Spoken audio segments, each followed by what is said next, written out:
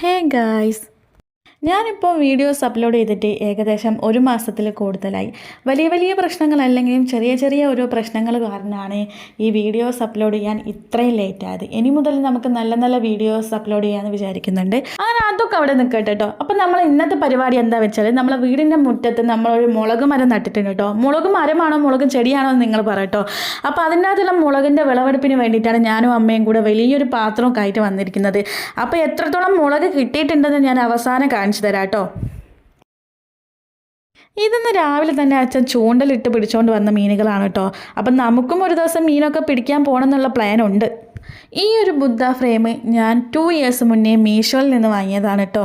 അന്ന് അതിനെ ഭിത്തി കയറ്റിയത്, പിന്നെ അതിനെ താഴെ ഇറക്കിയിട്ടില്ല. നല്ല അടിപൊളി ഫ്രെയിമാണ് കേട്ടോ. ഇത് താഴെ വീണാൽ അങ്ങനെ പൊട്ടിപ്പോത്തൊന്നുമില്ല.